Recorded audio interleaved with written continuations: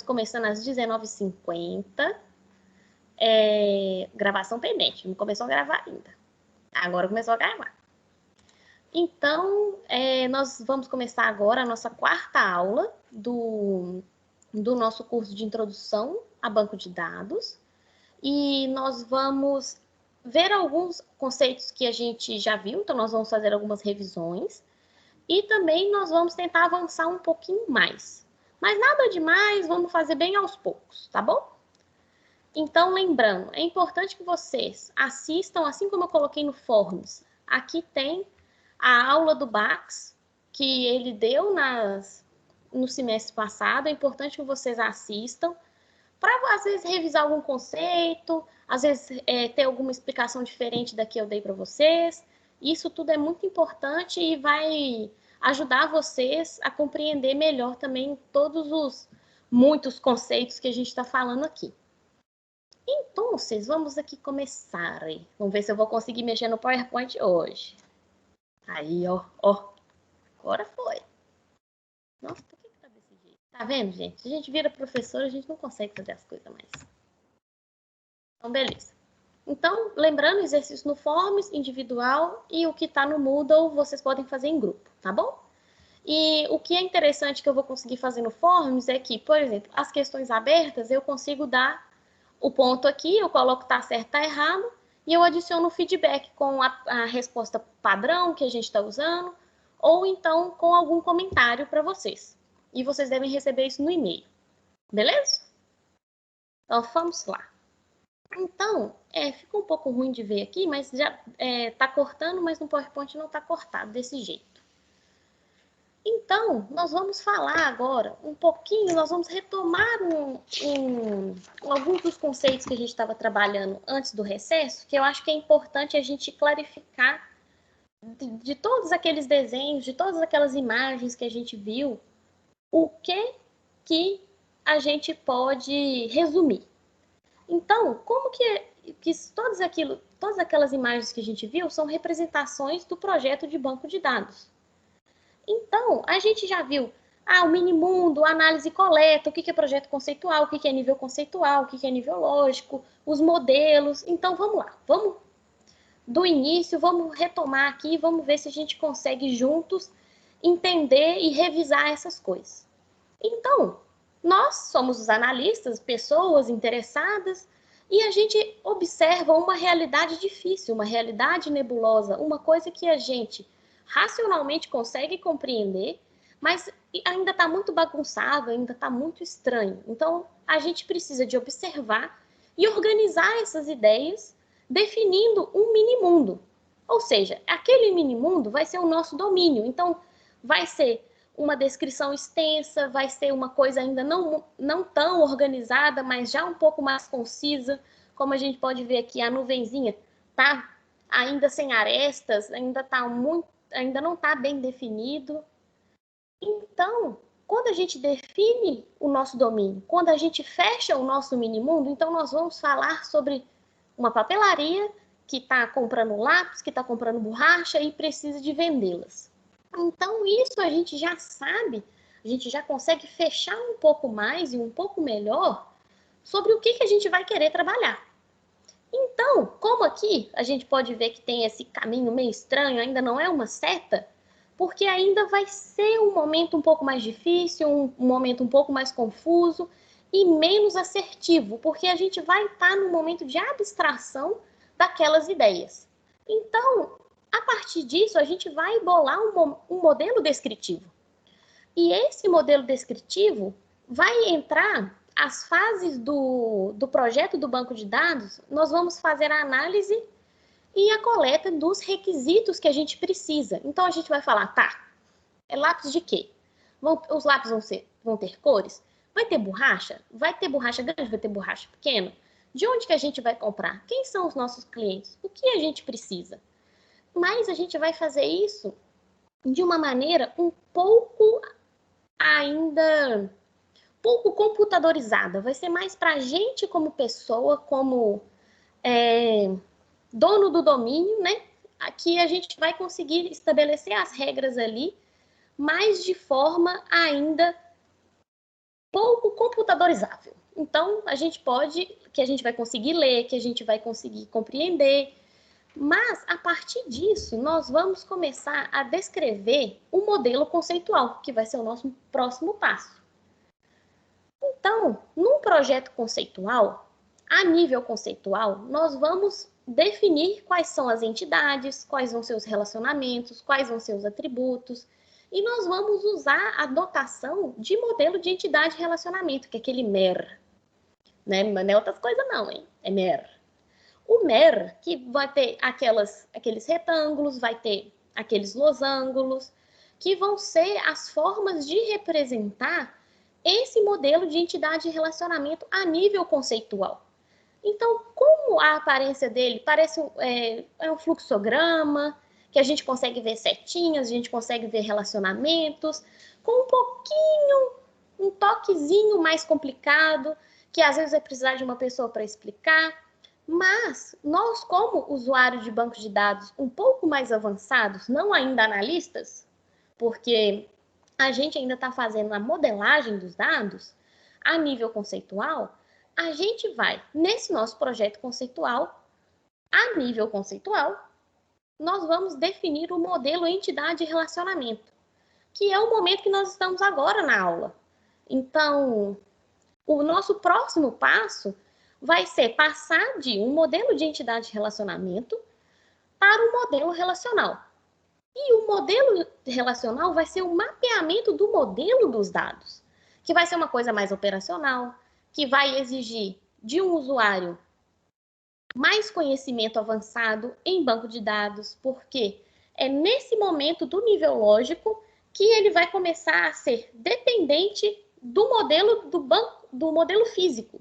Então, se a gente vai usar o SQL, o ASEX, qualquer um que seja, para catalogar o nosso banco de dados, para poder colocar o nosso banco de dados para rodar, é nesse momento, no nível lógico, que a gente vai precisar de definir alguns formatos para aqueles dados. Então, a gente vai fazer esse mapeamento do modelo a nível lógico. E, para isso, a gente vai usar o modelo relacional que nós ainda vamos aprender.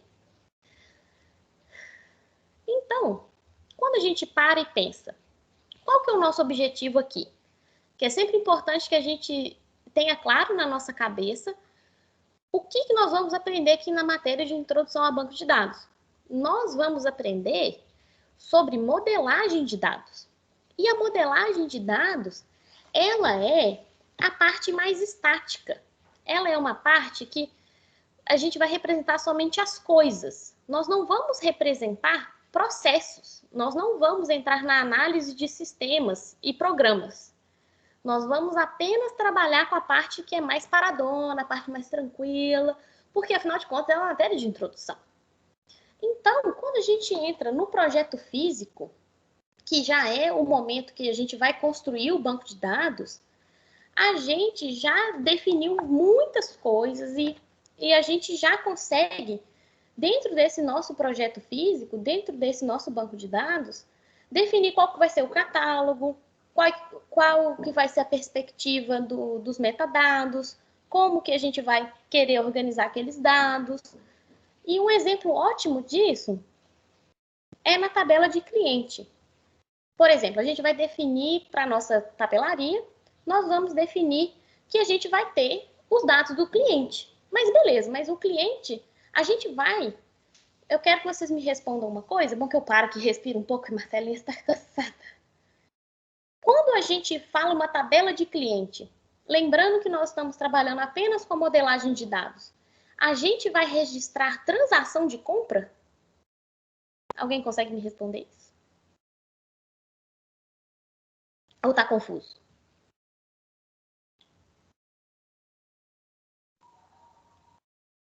Eu vou esperar. Eu não entendi que picou a fala. Ai, sério? Ô, gente, tá picando muito? Não, para mim tá normal, professor. Ah, tá bom. Então responde aí para nós. Eu acho que não, né? Na tabela dos clientes, você vai ter as características desse cliente ou desse comprador e tal. Entendi, ótimo. Então, nesse momento, no banco de dados, a gente não vai trabalhar com os processos, a gente vai trabalhar somente com o que é esse nosso cliente, onde ele mora, que dados que a gente precisa. E assim como a gente sempre tem conversado, é sempre importante que a gente tenha em mente o contexto. Então, qual que é o contexto? Então, a gente precisa de saber qual que é a orientação sexual do nosso cliente, a orientação de gênero? Não, acho que a gente não precisa disso. Ele é só o nosso cliente. A gente quer saber ele gosta mais de lápis ou ele gosta mais de borracha? Se a gente conseguir isso, é muito mais importante da gente ter isso na nossa tabela cliente. E, Peterson, a pergunta foi,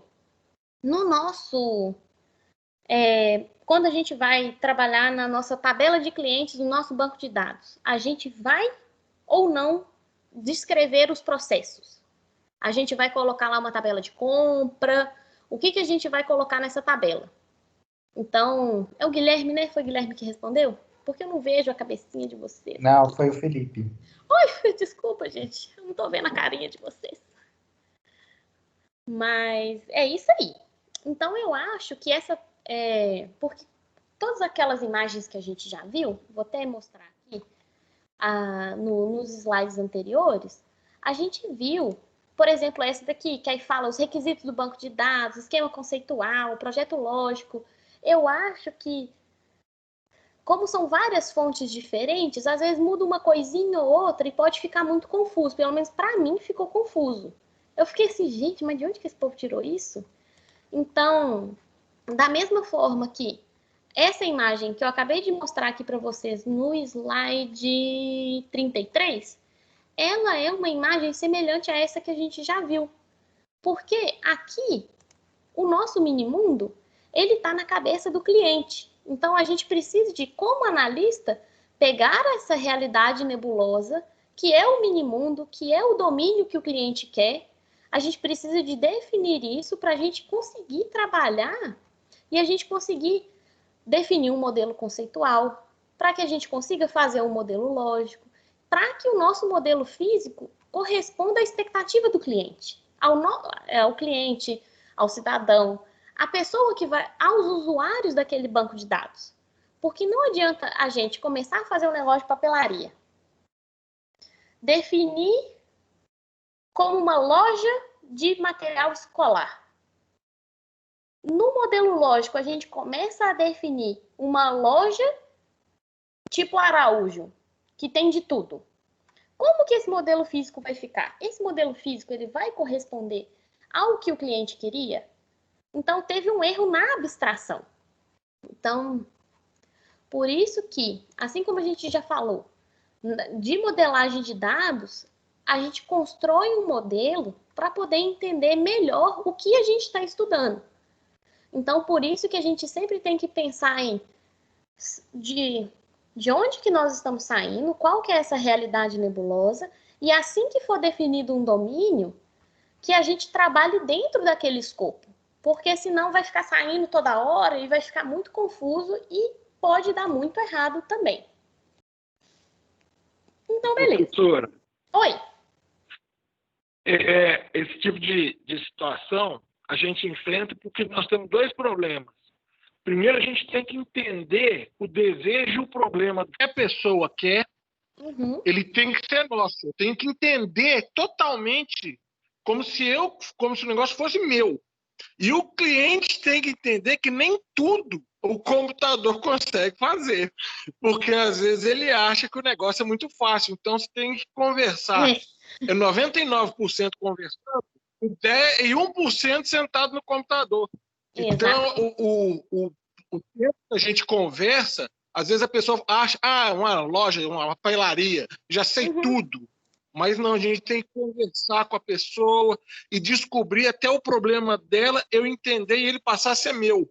E eu tenho que falar para a pessoa que eu não sou mágico, não tiro o coelho da cartola, então ela pode esperar. Tem que entender que às vezes ela tem que esperar. A pessoa às vezes fica impaciente. Mas esse negócio de banco de dados, isso aí você faz numa semana. A pessoa não tem a menor ideia o quanto difícil às vezes é. Fazem uma semana só, tá tranquilo. Eu estou querendo procurar aqui para vocês para mostrar um exemplo interessante. Ai, tá. Tem que ligar o drive aqui. Porcaria. Mas eu acho que vai dar para vocês verem aqui, quando eu fizer isso aqui. Tá vendo que isso daqui? Isso aqui é uma tela de pesquisa. Tá todo mundo vendo? Acho que tá, né? Essa tela aqui é uma tela que eu trabalhando, que a gente estava definindo como que a gente queria a tela de pesquisa. Então, quando a gente fala de levantamento de requisitos, foi o seguinte: a gente sentou, porque eu trabalho lá na Segovia, então nós sentamos com as pessoas e falamos, nós precisamos de mudar a tela de pesquisa. Então, a gente trabalhou campo por campo. Então, quando a gente fala aqui número do processo, a gente sabe que tem o número do órgão, que a gente tem o tipo, que a gente tem o sequencial. Então, a gente foi literalmente desenhando num quadro branco como que a gente queria que ficasse aqui na tela. Então, a gente quer que o nome fique aqui, o parlamentar fique desse jeito, eu quero que eu clique aqui e pesquise. Isso tudo faz parte da análise e coleta de requisitos e um pedacinho do projeto conceitual. Porque quando a gente finaliza essa parte, a gente vai ter um documento que é tipo esse aqui, que vai ser um caso de uso, que a gente vai falar como que o cara entra naquela tela, qual que vai ser o perfil que aquele cara tem que ter, como que ele vai pesquisar, quais vão ser os fluxos que estão dentro daquela tela. E isso daqui, gente, é um trabalho. É um trabalho. Porque quando eles constroem uma coisa, uma tela, que não corresponde à nossa expectativa, eles têm que fazer de novo. Então, quando entra aqui no modelo relacional, quando eles já entram aqui no banco de dados, quando já está tudo construído, a gente fala, não é assim que a gente quer.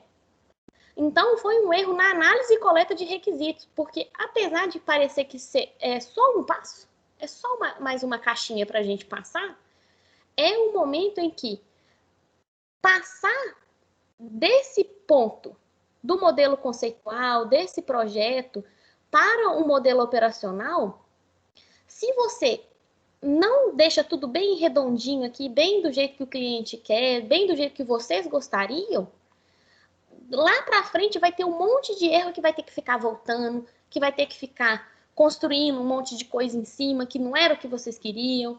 Então, vocês acabam tendo muito retrabalho por uma análise e coleta de requisitos que foi falha. Às vezes está faltando alguma coisa, às vezes o cliente não conseguiu expressar direito.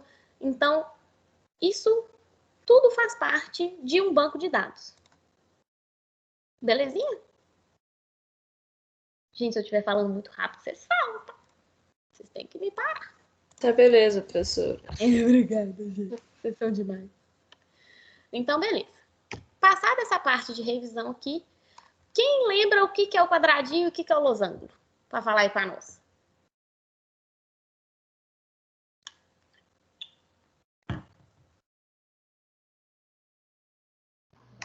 Entidade de relacionamento, não é? Isso, muito bem. Esse agora tá fácil. E cardinalidade que é complicado. Mas então vamos lá. Assim como a gente estava trabalhando na aula passada, a gente terminou falando lá do Luke Skywalker, de Jedi, essas coisas assim, para poder definir cardinalidade. E o que é uma cardinalidade? A cardinalidade é a precisão sobre a relação. E o que isso quer dizer? Quer dizer que nessa relação aqui que nós temos, que é a relação A se relaciona com B e B se relaciona com A, como que a gente pode tornar isso mais preciso? Como que a gente vai falar para o nosso banco de dados que você pode aceitar essa informação, mas não pode aceitar outra informação? Então, isso daqui vai ser uma coisa que nós vamos voltar, nós vamos falar várias vezes, porque é uma coisa complicada. Eu coloquei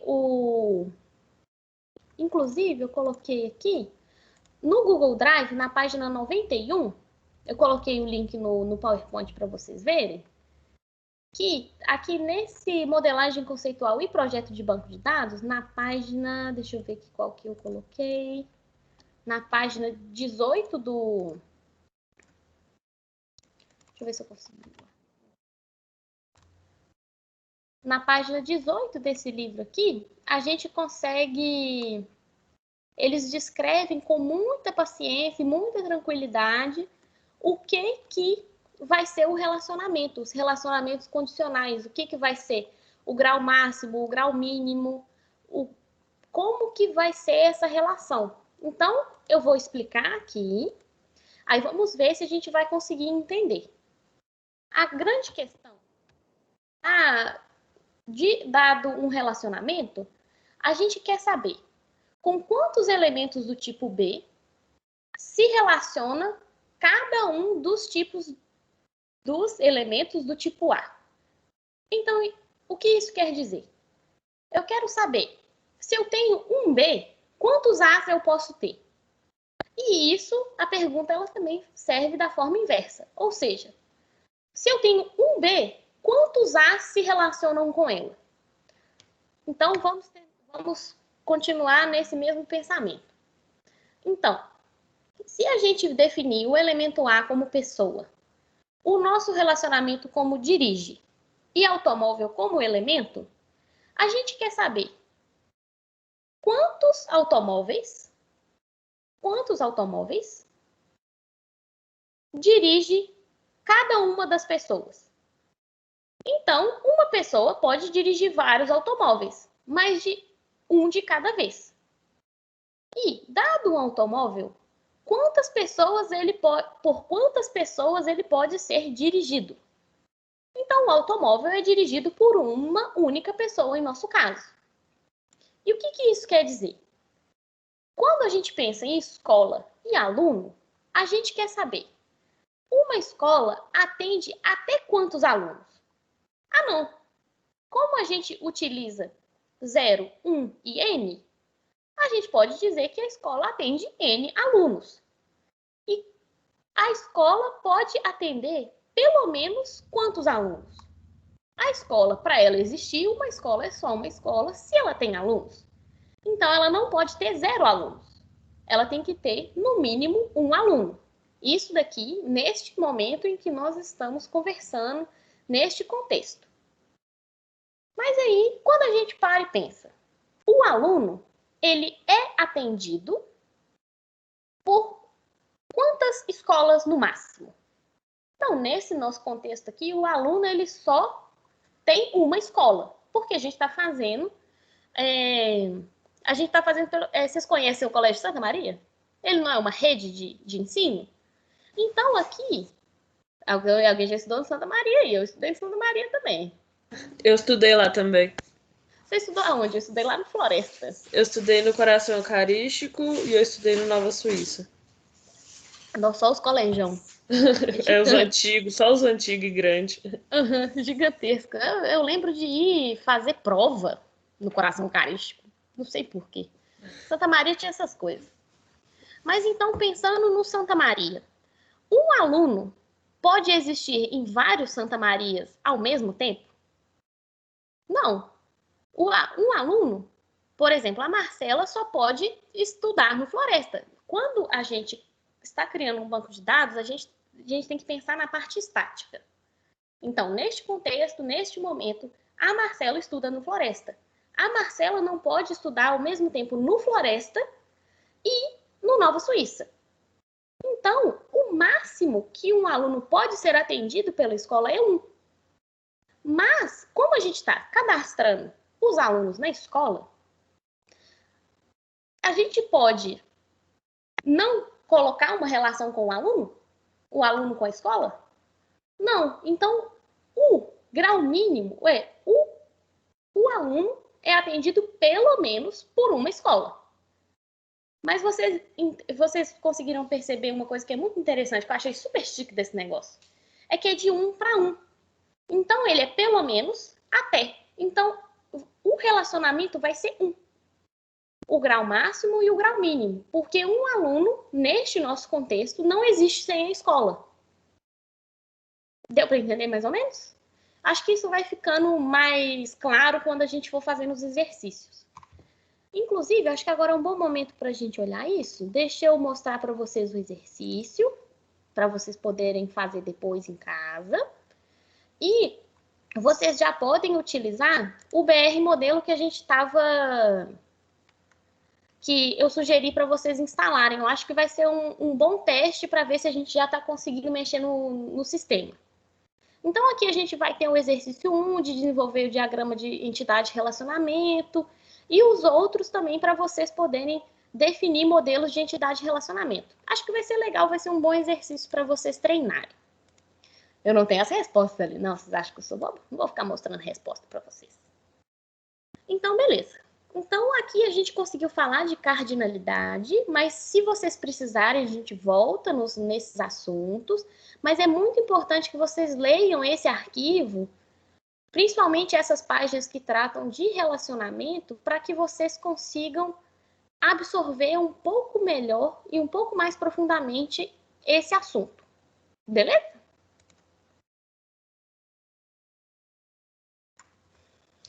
Professora, eu tenho uma pergunta.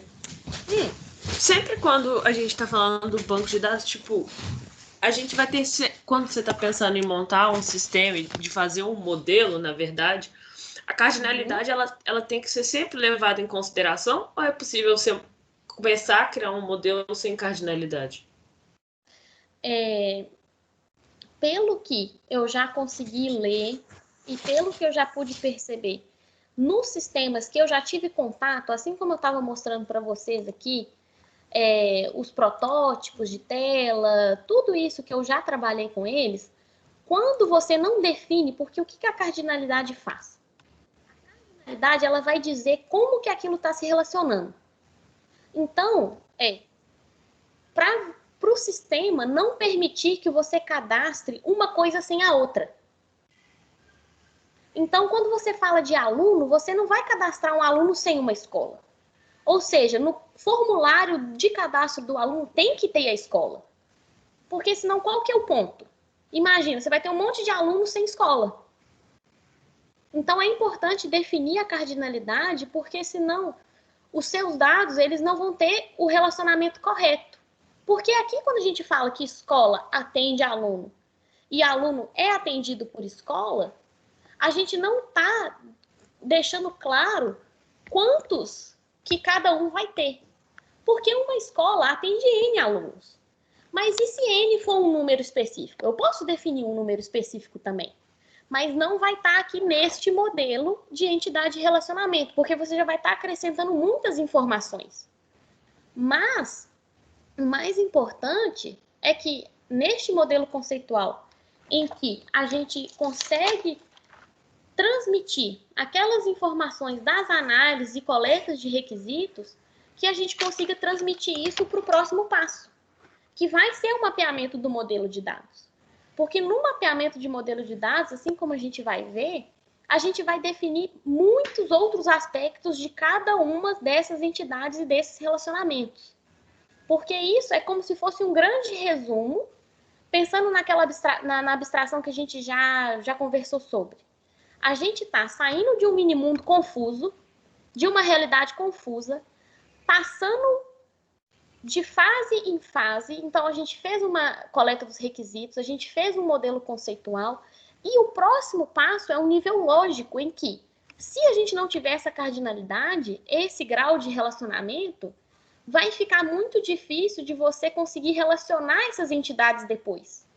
Por quê? Aqui eu posso cadastrar escola sem aluno. Mas eu não posso cadastrar aluno sem escola. Porque a gente vai ter dois diferentes. A gente vai ter duas entidades diferentes. Mas a entidade aluno, ela precisa da entidade escola. Entendeu? Entendi. É porque aí a gente acaba definindo os parâmetros para o sistema, né? Exatamente. Entendi. Porque um sistema sem parâmetro vai deixar você cadastrar um aluno sem escola. Um sistema sem parâmetro vai jogar uma pessoa que se inscreveu no Enem em Belo Horizonte para Santa Luzia. Entendi. Entendeu? Porque quando está lá no cadastro, o aluno é de Belo Horizonte. Local de prova, Belo Horizonte. Se você não faz um relacionamento entre aquele aluno, o aluno mora em Belo Horizonte. Aí a sede é em Belo Horizonte. Então, quando você não coloca esse relacionamento, O sistema, quando você chegar lá na parte de análise de sistema, quando o sistema já estiver rodando os processos, esse parâmetro que não foi colocado vai prejudicar uma pessoa que não tem nada a ver com o sistema. Então, isso vai funcionar em unidades de saúde também, porque aí você vai colocar lá. Se você coloca alergia, então, deixa eu pensar aqui. Paciente sofre de alergia. Alergia é sofrida por paciente.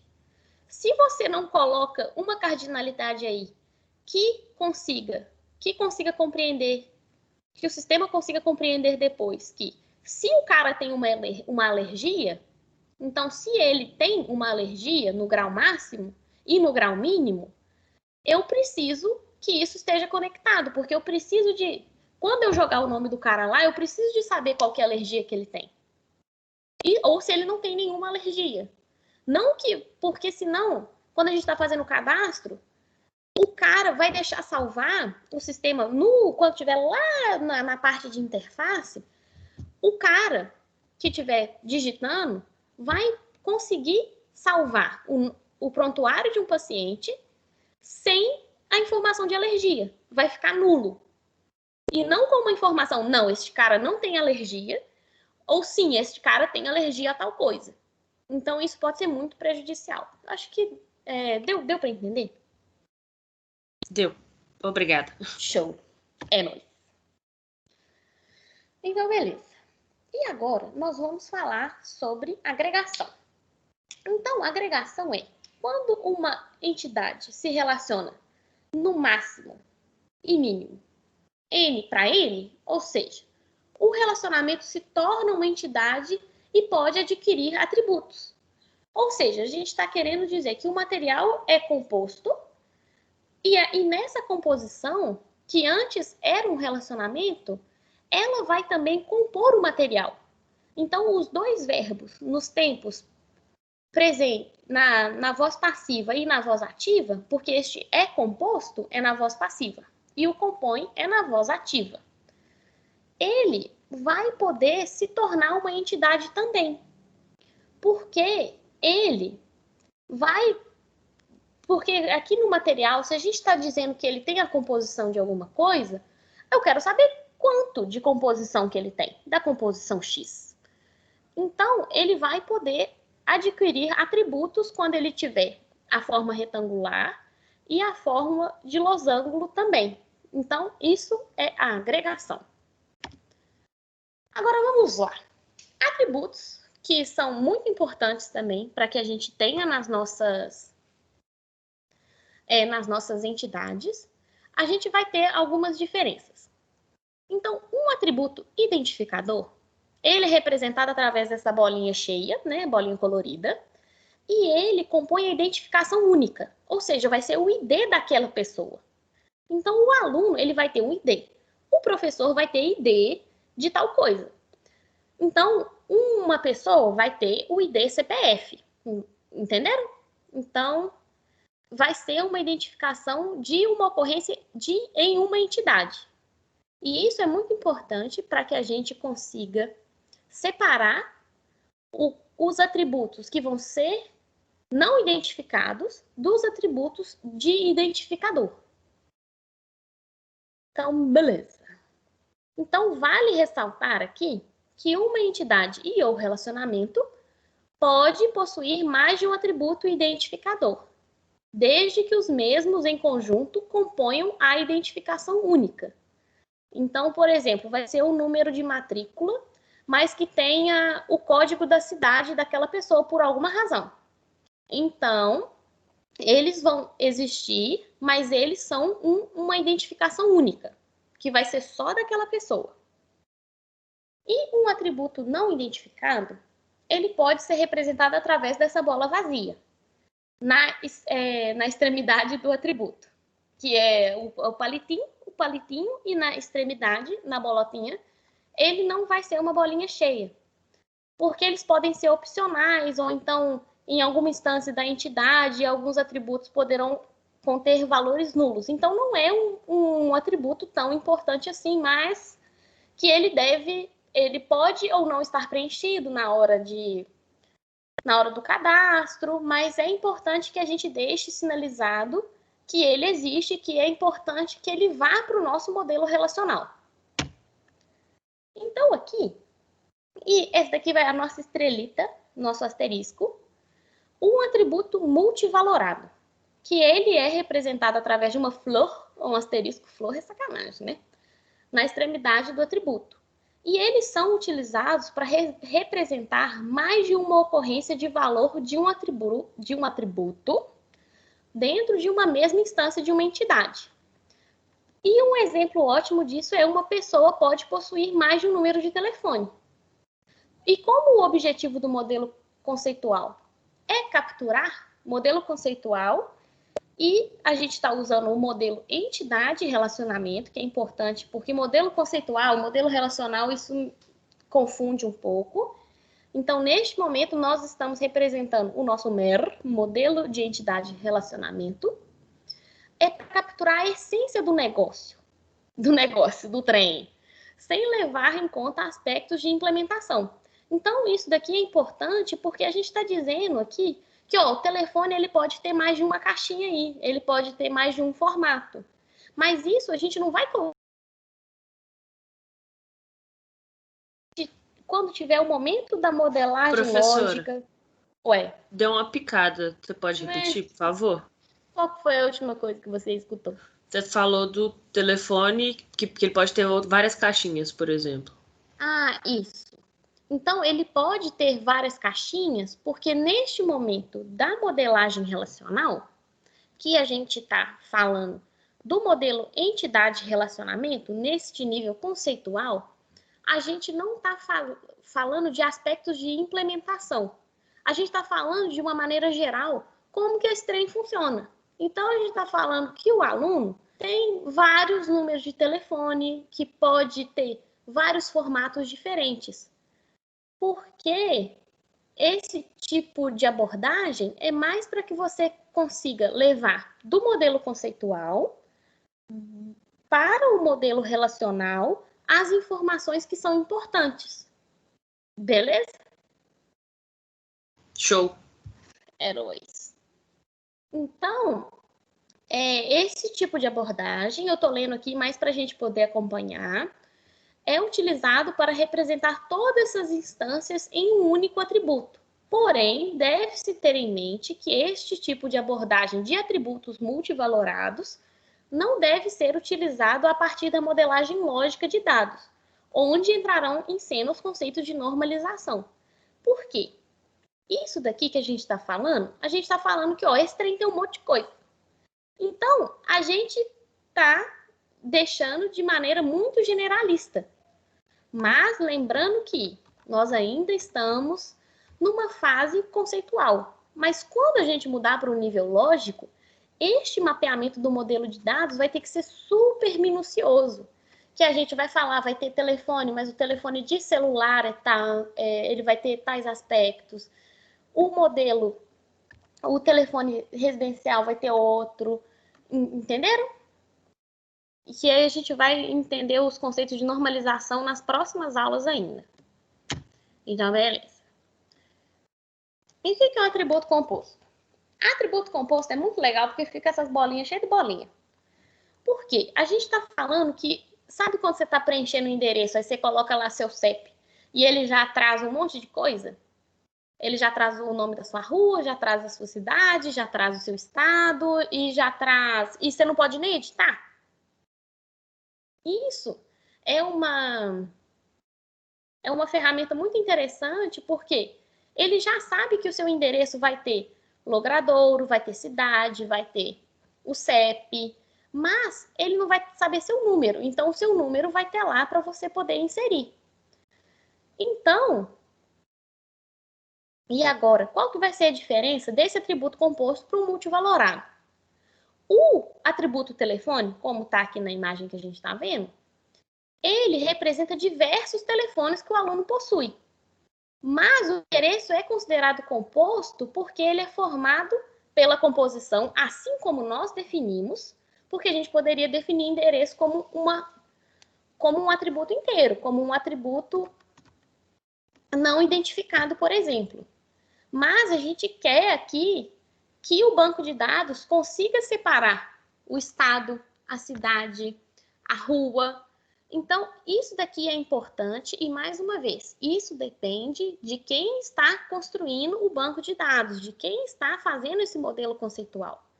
Porque, por exemplo, quando a gente está aqui no Excel e a gente está fazendo o cadastro de um aluno, então nós vamos colocar aqui, nós vamos cadastrar um aluno. Aqui, a gente vai ter a matrícula, nós vamos ter nome do aluno, nós vamos ter telefone e nós vamos ter endereço. Quando a gente coloca aqui que Marcela, aqui, né?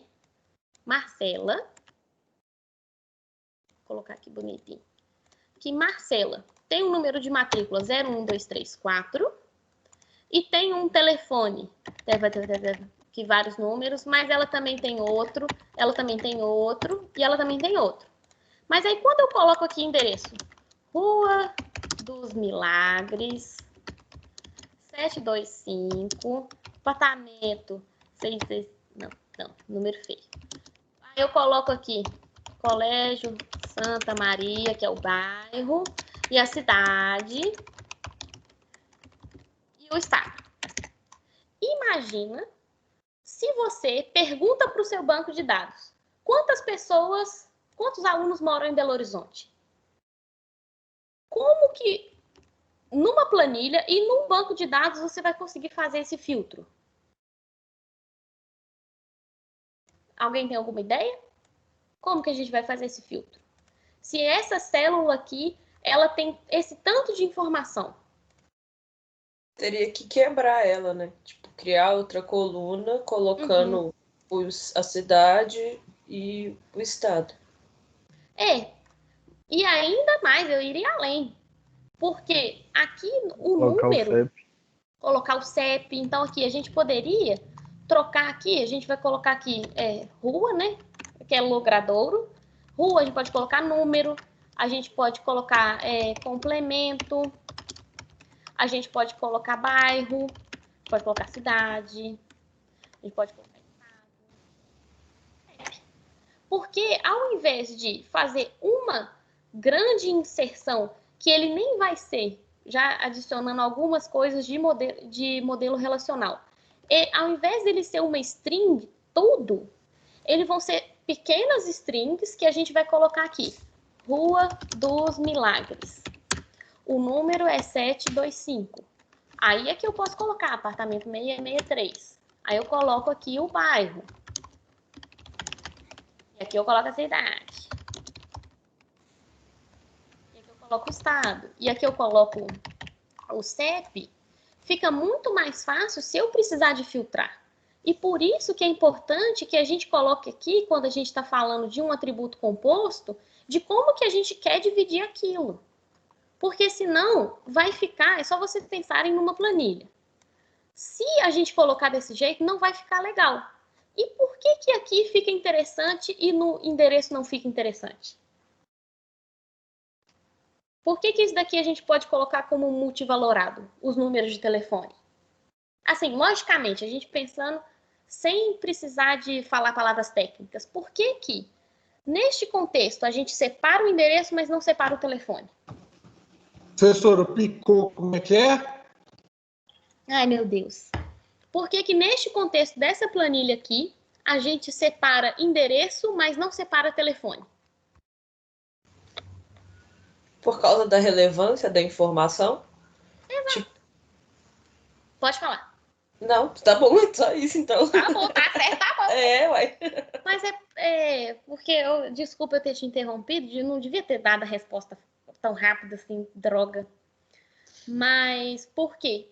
Para o número de matrícula, para esse registro deste aluno, a gente precisa de filtrar o telefone? Ele não precisa de filtrar o telefone. Porque de que adianta um telefone ou então a gente fazer vários registros repetidos de Marcela para cada um dos telefones? Então...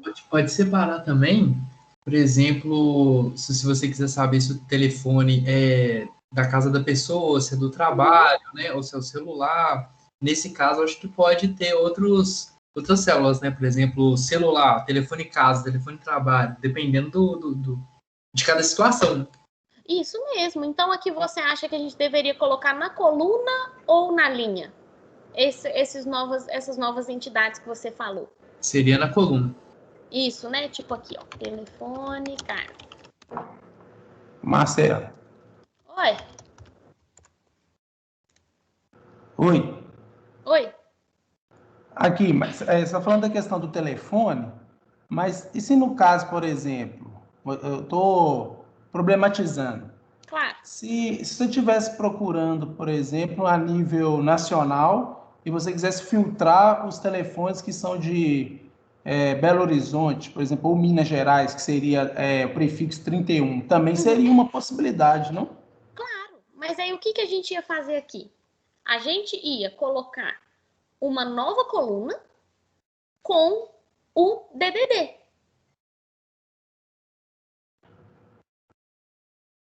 Entenderam? Ou então aqui no telefone, se a gente definir, quando a gente está falando lá no nosso modelo conceitual, lá na frente, quando a gente falar que o formato do telefone vai ser parênteses, 31 e são 9 dígitos agora, né? São 9 dígitos. Então, vou colocar aqui, ó. 1, 2, 3, 4, 5, 6, 7, 8, 9. Então, se a gente define que o modelo vai ser assim, quando a gente pensa que aqui ainda está tudo uma string só, mas a gente quer deixar isso separado, a gente consegue, assim como a gente consegue fazer em fórmula no Excel, a gente não consegue pegar os 1, 2, 3, 4 primeiros, os 4 primeiros dígitos da célula esquerda? A gente consegue tirar isso em fórmula no Excel.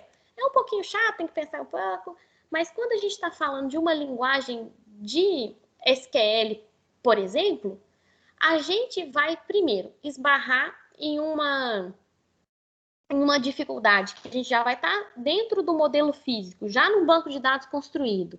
A gente vai precisar de saber como a gente vai retirar essa informação em SQL do nosso banco de dados. Porque aqui, se tiver um monte de 31, eu consigo colocar um filtro aqui e eu consigo selecionar o que tem 31 e o que não tem 31. Porque a gente está falando de um banco de dados pequeno. Mas da forma que você colocou, num banco de dados nacional, eu vou precisar de quebrar esses atributos. Eu preciso que esses atributos estejam o mais granular possível, para que eu consiga fazer as agregações da maneira que eu desejar. Igual você sugeriu. No caso, seria um passo mais avançado, né? Você já tem o banco de dados pronto e você vai fazer uma análise do banco de dados, né? Aí você vai fazer um tipo de filtro avançado, por exemplo, utilizando SQL ou alguma outra linguagem, dependendo do tamanho do banco de dados. Isso mesmo. Aí vai ser um passo muito lá na frente, mas que é importante da gente pensar. Tá, a gente vai fazer um banco de dados para quê? Ah, não, vai ser um banco de dados nacional de banco de sangue. Então, a gente precisa de ter uma confiabilidade muito grande daquele dado. Então, um dado mais granular, você consegue fazer mais perguntas em SQL. Então, por exemplo, eu quero saber, eu sei que em Belo Horizonte, no bairro tal, eu quero saber quantas pessoas da idade X doam sangue, estão ativos na doação de sangue. Ou seja, elas doaram nos últimos 6 meses. Então, isso é uma coisa muito, muito granular, mas que começa do pequenininho. Que começa na análise e coleta dos requisitos e na definição do seu modelo de entidade de relacionamento. E é uma coisa, pode ser também, dependendo do estilo de desenvolvimento, ser ágil. A gente faz primeiro uma versão, então a gente vai fazer a versão 1.0. Então, a versão 1.0 a gente tem esses atributos. Faz até o final, faz o modelo físico, e lá no modelo físico você faz as perguntas. Ah, não, as minhas perguntas de competência não estão sendo respondidas da maneira que eu queria. Então, você vai e faz a versão 1.1. Então, a gente vai precisar de tal atributo, a gente vai precisar de tal informação. e você vai preenchendo as lacunas que você precisa. Porque isso é uma coisa muito importante. Um banco de dados, ele não nasce pronto. Você vai fazendo várias modificações até que ele fique da maneira que você gostaria. Assim como qualquer sistema. Sempre vai ter um momento que você vai ter que revisar, que você vai ter que ir lá, vai ter que voltar. Então, é mais ou menos por aí. Show? Tô gostando da participação de vocês hoje. Vocês estão demais hoje. Aí ninguém fala comigo, aí eu fico triste. Ô, professor, Oi. qualquer banco de dados é passível de alteração ou existe um que é estático? Então, isso foi uma coisa que a gente já conversou em algumas aulas passadas, é que quais tipos de alteração que a gente está falando? Quando a gente está falando de alteração de registro, tem todo um procedimento para você poder fazer a alteração daquele registro. Mas se você quer adicionar um atributo, tem as formas de você adicionar um atributo. Você vai conseguir separar. Não, a partir deste momento, a gente precisa de cadastrar tal atributo a mais. Ah, não, mas o que a gente vai fazer com os registros que não tem esse atributo? Ah, não, a gente vai ignorar. Ah, não, a gente precisa de entrar em contato com essas pessoas porque a gente precisa dessa informação. Entendeu? Então, vão ter todos, que eu acredito que nessa matéria a gente não vai aprender como fazer essas alterações em banco de dados, mas tudo vai ter um procedimento. Por quê? Assim como a gente já conversou sobre o sistema de gerenciamento de banco de dados, sobre as regras, sobre o que a gente precisa para manter a segurança do banco de dados. Eu vou achar aqui o slide, porque aí fica mais fácil também para vocês lembrarem do que a gente está falando aqui. Quando a gente está falando das características desejáveis, a gente está falando de recuperação de falhas, a gente está falando de segurança de dados. Então, isso tudo, quando você monta um banco de dados e você coloca um sistema de gerenciamento para ele, você está fechando aquele contexto, você está fechando aquilo, e para você fazer mudanças, você precisa de ter um conhecimento avançado. Então, você já vai estar lá no momento de nível lógico, assim como a gente estava vendo aqui. E isso tudo vai depender de um usuário muito avançado.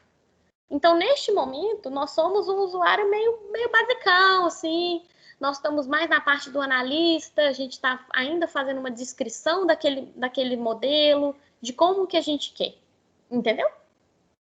Entendi, professor. Obrigado. Vocês estão muito participantes, eu estou muito satisfeita. Então, beleza. Nem lembro onde que eu parei. Tão emocionada que eu fiquei. Ah, tá. Arrei. Então, aqui tem um exemplo muito interessante de um modelo, um MER, que esse daqui é ótimo, porque esse daqui é antigaço, né? Que a gente está falando de uma fita de uma locadora. Vocês lembram de locadora? De Blockbuster? Da locadora do bairro? Ainda vocês acham uma por aí. Mas a Blockbuster era excelente, porque você entrava e você ia lá, eles consultavam no computador se o filme do George Clooney, o novo filme do George Clooney, estava disponível, não estava disponível. Então, isso daqui a gente já consegue ver algumas das informações que a gente vai precisar. Então, por exemplo, a gente precisa de saber do cliente qual que é a ID dele, né, para ficar no banco de dados registrado, qual que é o nome daquele cidadão, qual que é o telefone, qual que é o endereço para você ir lá mandar buscar a fita se ele não devolver. Então, isso tudo vai depender do contexto daquele banco de dados que você está fazendo. Show? É nóis. É nóis. Então, vamos pensar aqui. Um exemplo. Então, você, pessoa, é um dono de um supermercado do bairro e deseja modelar um banco de dados para estoque e venda. Vocês acham que, neste ponto, esta pessoa está correta ou ela está querendo demais fazer um banco de dados para modelar estoque e venda, para controlar estoque e venda? Vocês acham que essa pessoa precisa de fazer um banco de dados ou ela não precisa de fazer um banco de dados? E por quê?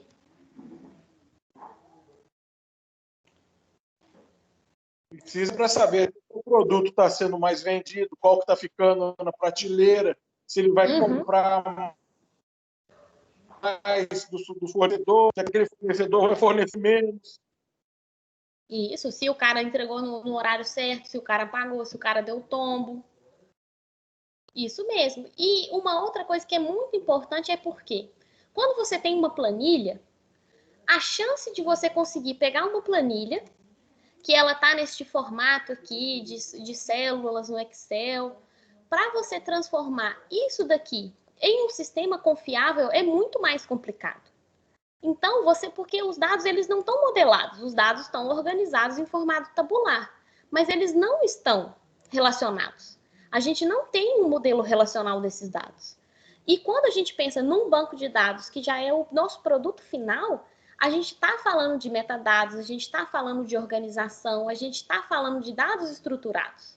Então, é uma ótima escolha para este dono de supermercado fazer um banco de dados. Então, vamos lá.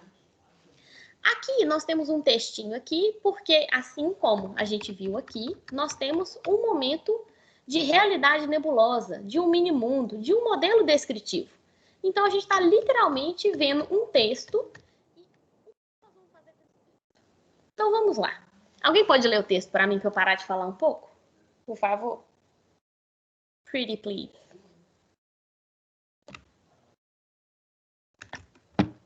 Eu posso, né? Eba, obrigada.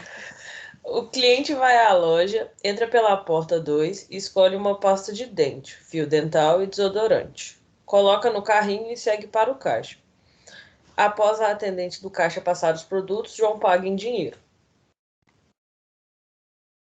Boa. Então, o que nós vamos fazer primeiro? Nós vamos achar as entidades deste texto. O que vocês acham que vão ser as entidades aqui? Cliente, os produtos. Loja. Não. Cliente é uma entidade. Produto.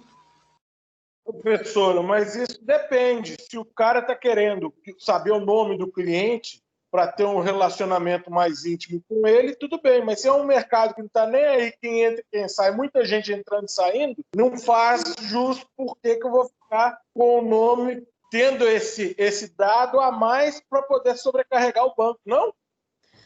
Mas se você pensar num supermercado em que você tem o cadastro do cliente, e porque aqui falou João, então se o nosso cliente nos deu esse texto aqui, ele quer saber quem que está pagando, porque às vezes vai ter fiado. Então o cara pode não pagar, mas eu quero ter o nome do cidadão ali. Por quê? Eu quero bater, às vezes eu vou pagar no cartão de crédito e eu preciso de bater o nome do cidadão com o nome do cartão de crédito, porque às vezes é um cartão roubado. Ou então é uma pessoa que a gente gostaria de saber o nome. Mas aqui neste caso, a gente quer saber. Então, como que a gente colocaria na entidade cliente? A gente poderia colocar um atributo na entidade cliente, o nome. Mas é só se a gente quiser. Se a gente não quiser, não precisa. Que é exatamente isso. O que a gente quer e o que a gente não quer. O que é importante e o que não é importante. Neste momento, vocês acham que o porta 2 é importante para o nosso banco de dados? Acho que não. Também não. Parece uma informação meio aleatória, né? Mas quando a gente fala de pasta de dente, fio dental e desodorante, nós estamos falando de entidades, ou o que a gente está falando disso? O que são essas coisas? Produtos de higiene, né? Produtos de higiene. Então, a gente pode colocar... O que a gente pode colocar como atributo para esses produtos? Pode colocar tipo? Alguma coisa assim. O que vocês acham? Tipo, né? Não sei o que é isso, mas enfim, né? Mas aí... O produto tipo entra ali no por exemplo, pagou em dinheiro, né? Então seria tipo de pagamento, dinheiro ou cartão. Isso, ótimo. Itens no lugar de produto. Pode ser itens também. Mas aqui a gente já usou, no texto tem a palavra produtos. Então, a gente pode seguir nessa linha também. Então, vamos passar aqui. Nós vamos achar as entidades. Aqui, ó, nós temos cliente, loja, porta, pasta, porque a gente está aqui, a gente selecionou todos os substantivos e os verbos. Mas, aí agora nós vamos parar e nós vamos pensar. Depois de selecionar todas as nossas entidades e os nossos verbos, o que é importante e o que não é importante para a gente fazer? O que vocês acham aqui que é importante? Ah, eu falei a resposta. O que é importante para um banco de dados de estoque e venda? Para estoque e venda, o que é importante e o que não é importante aqui? Para o estoque é importante entrada e saída de produtos, né? Uhum. Então, às vezes, só aqui, esse vai à loja precisa? Não.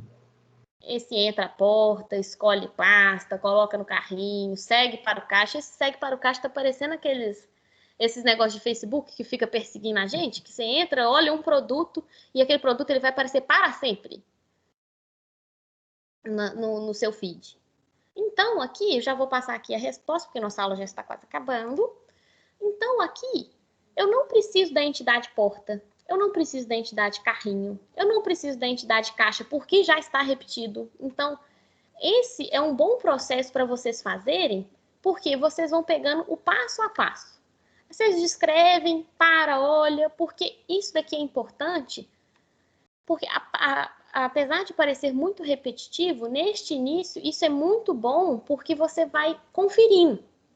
Porque se você é muito pertão, vai lá, faz tudo de uma vez e tal, na hora que você está lá fazendo um modelo relacional, você começa a encontrar erros e provavelmente algum erro que poderia ser evitado nessa análise e coleta de requisitos no modelo entidade relacionamento.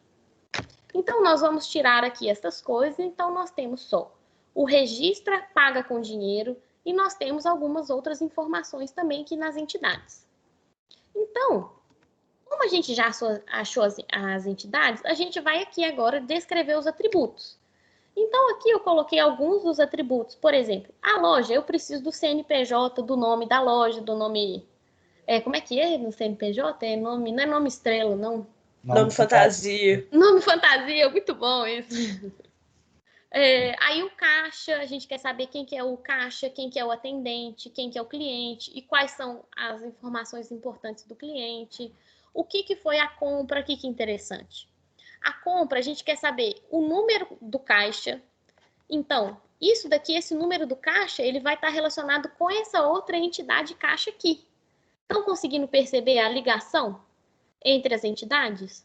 Porque a compra é o final. Então, a gente vai querer saber em qual CNPJ, em qual loja que aquilo foi comprado, qual que vai ser a matrícula do atendente, qual que é o CPF do cliente. Tá vendo? CPF cliente, CPF underline cliente, CNPJ underline loja. Tipo do pagamento, qual que vai ser o código de barra do produto, qual que vai ser a quantidade. Então, isso tudo a gente vai conseguir fazer um modelo em que a compra, vocês lembram que aqui a compra ela vai ser um verbo, porque a compra você está comprando. Então, o cliente compra produto. Mas compra o produto. Então, o produto é comprado por um cliente.